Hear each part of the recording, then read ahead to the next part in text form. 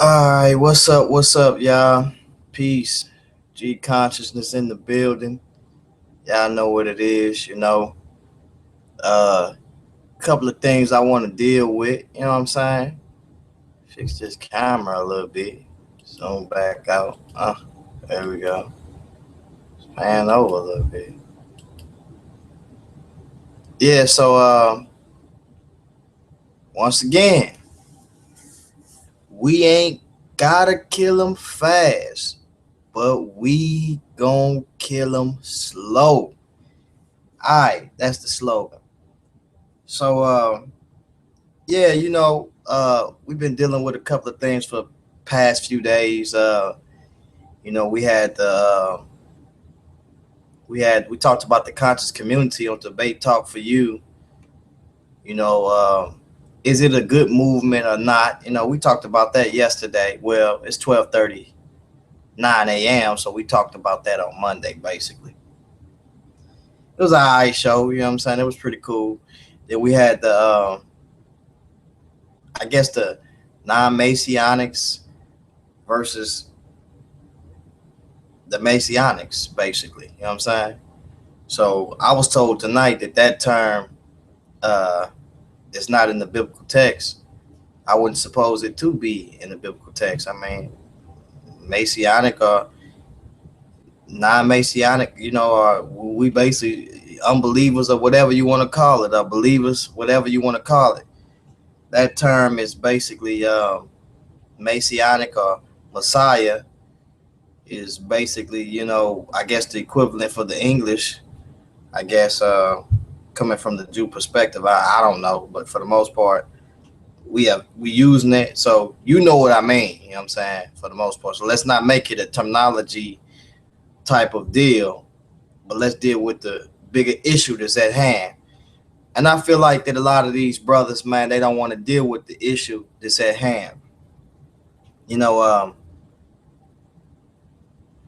like I say once before, you can't enter into a covenant or a contract with the creator without blood. Um, the remission, it's by blood that we have the remission of sins. Hold on for a minute. Who is that? So yeah, so like every time I want to do a show, you got people that just want to, I guess, walk around or whatever, family or whatever the case may be. But it's late. Everybody should be in the bed or whatever. I just got off of work, you know, uh, but I still got to make it happen.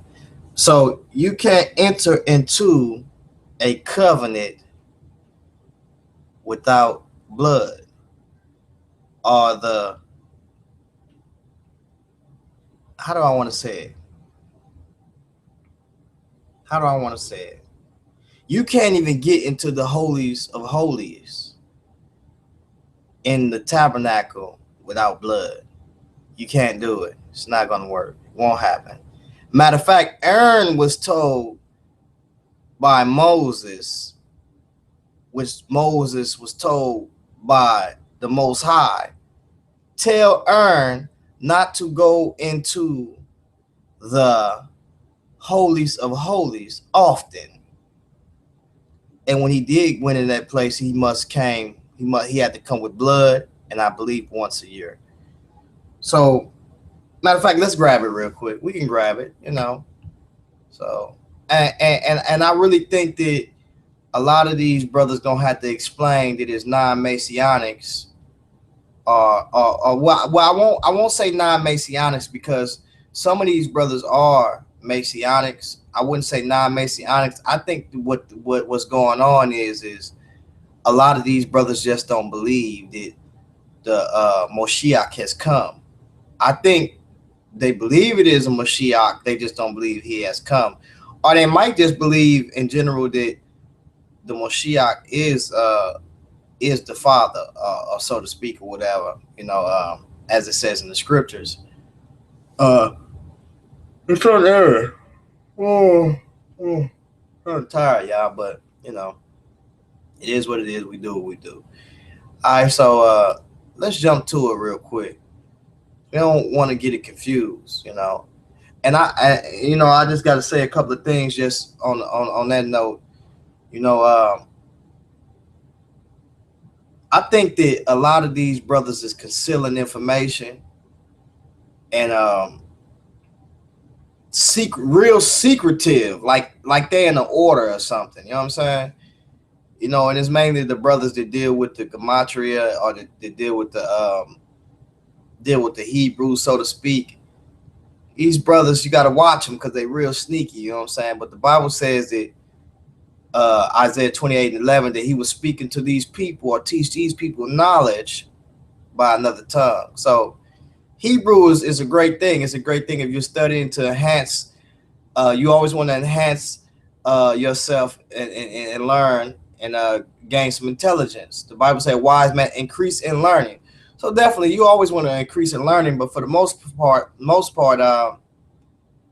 I know some of these people learn Hebrew and they act like they dominate and like you can't touch them or they can't be touched.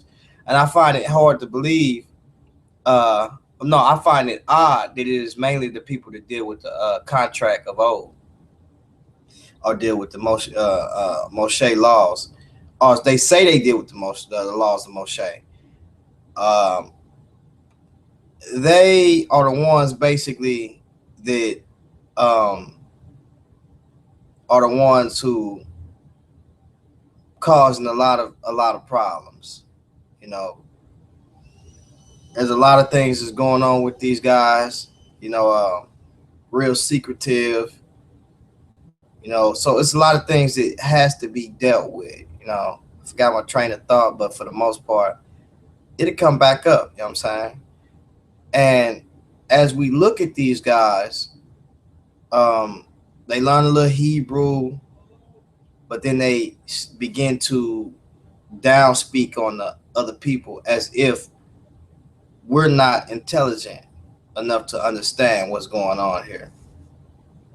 So we see that it causes these people to be in great pride and lifted up.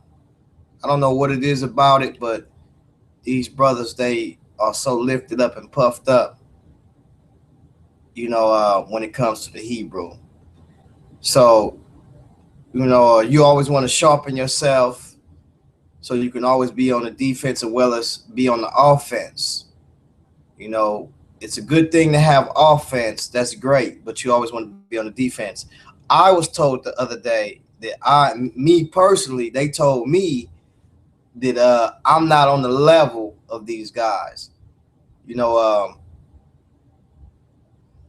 I think that I'm the black sheep of the family basically because where I stand at is I'm not with with either of these parties. Like, I'm in the area where I'm way past on what the skin look like or if I'm a Hebrew Israelite.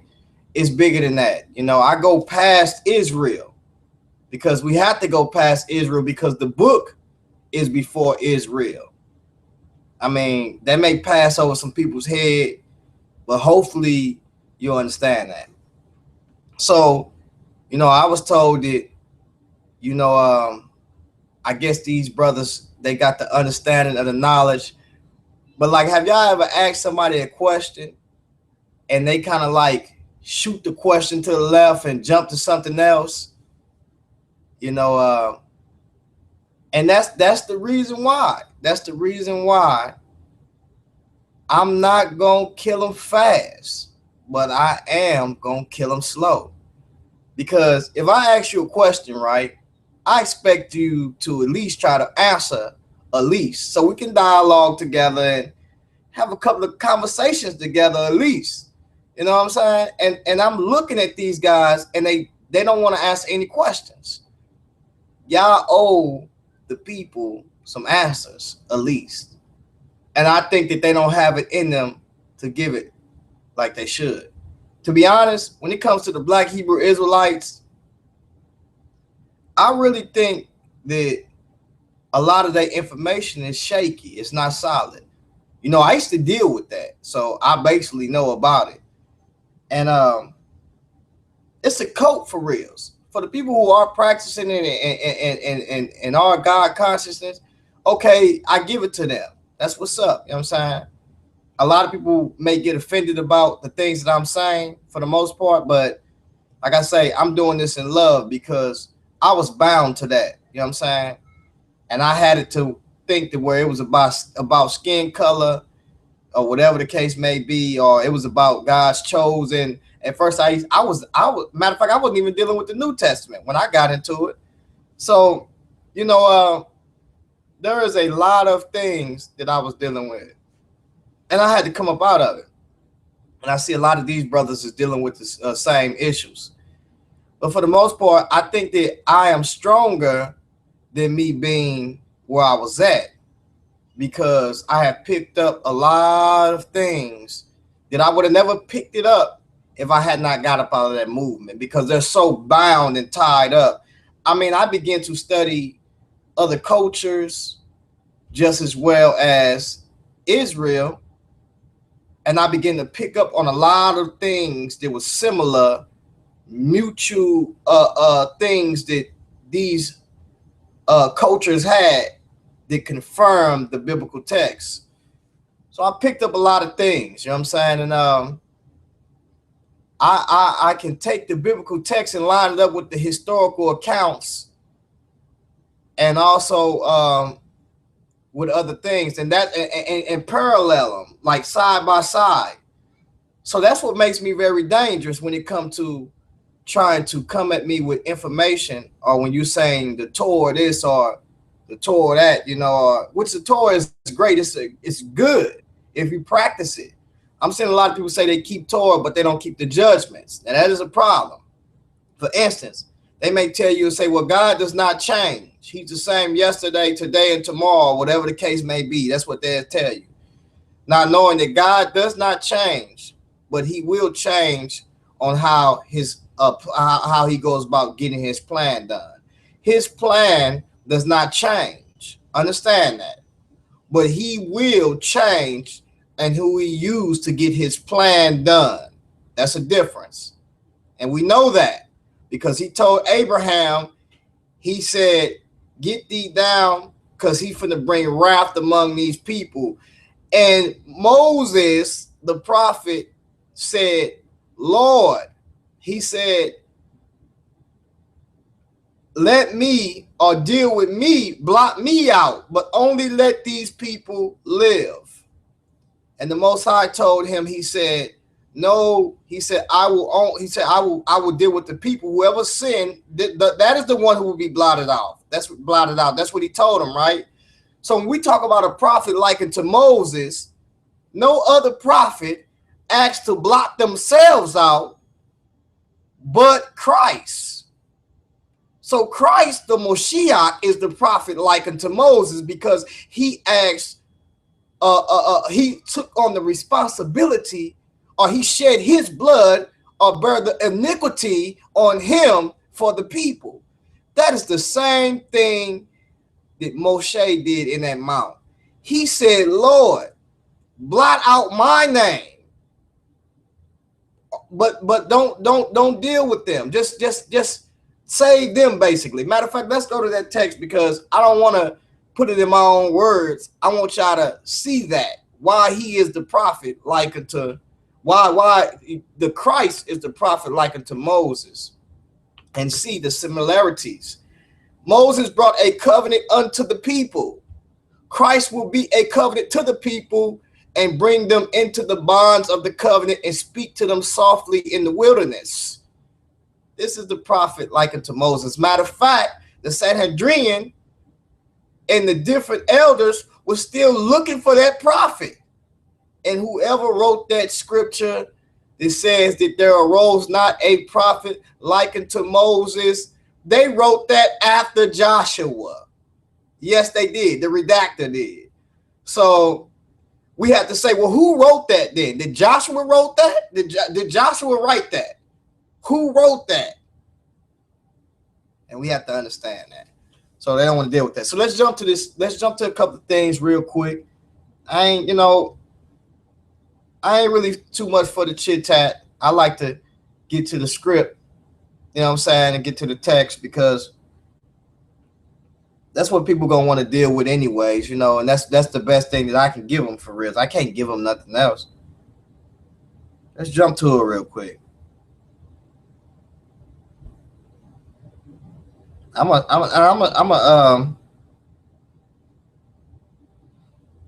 a screen share it for you. I believe it's Exodus 32 and 30.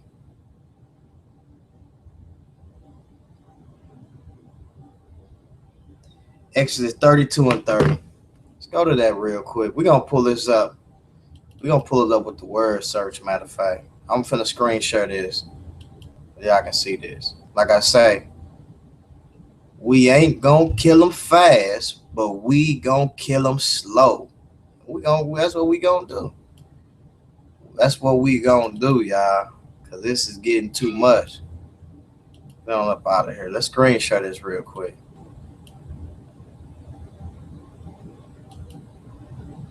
Like I said, I ain't finna be that. I ain't even finna be that long. Let's share this. Bring this up out of there. All right.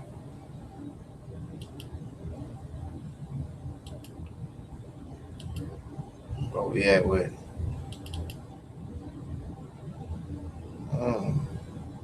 Need to pull it up. All right. Here we go, right here. All right. So look, that's what we got here. Exodus 32 and 30. Exodus 32 and 30.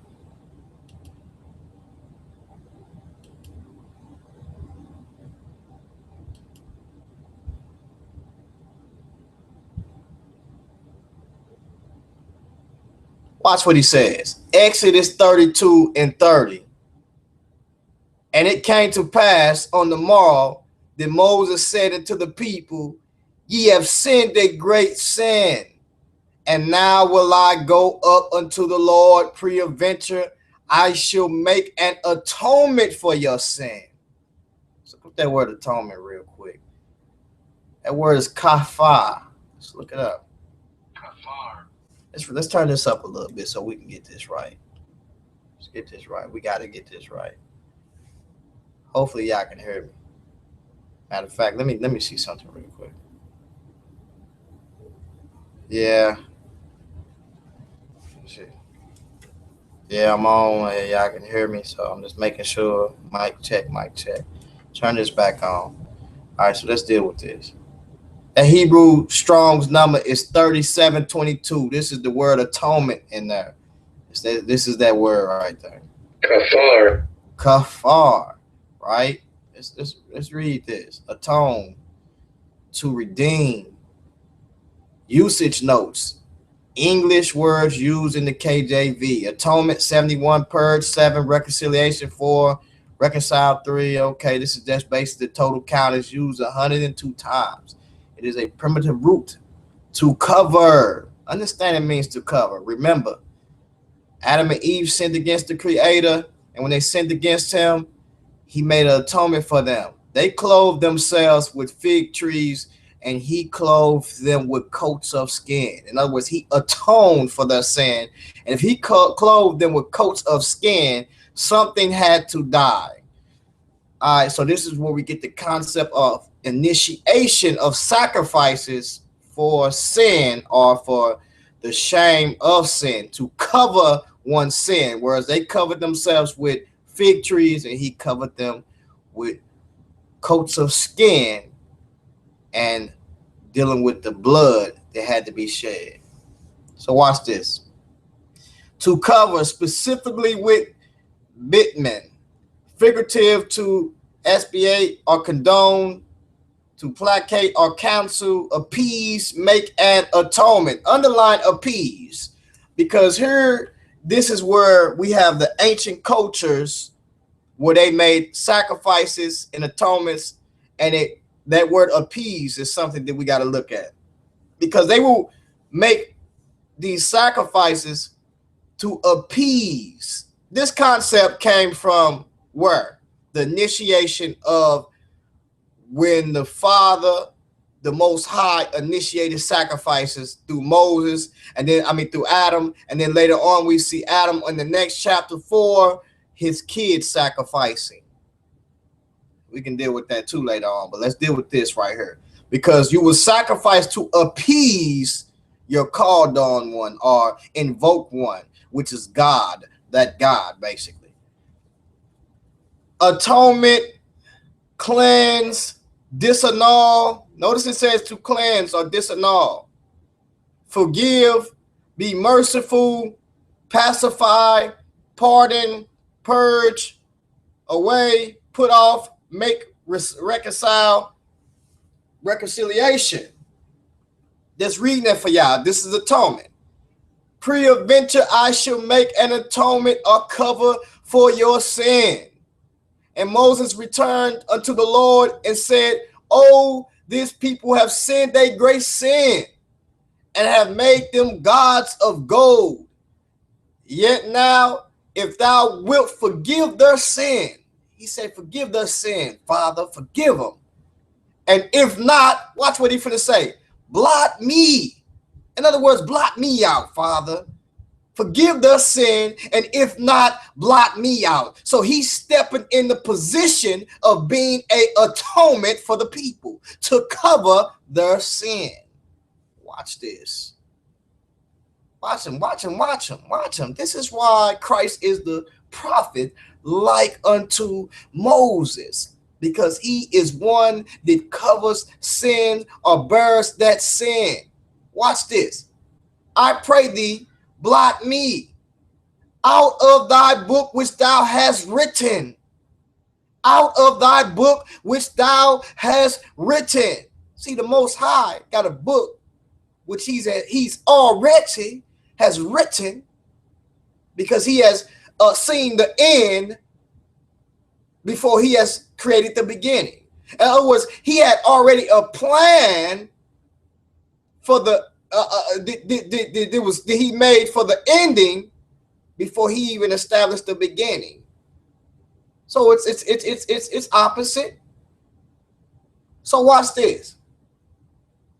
And the Lord said unto Moses, whosoever have sinned against me, him will I blot out of my book. Therefore, now go, lead the people into the place of which I have spoken unto thee. Behold, my angel shall go before thee. Nevertheless, in the day when I visit, I will visit them, their sin upon them.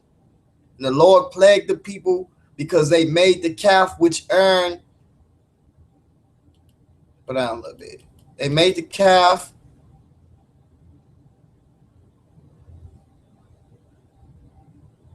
Let me go down. I don't know.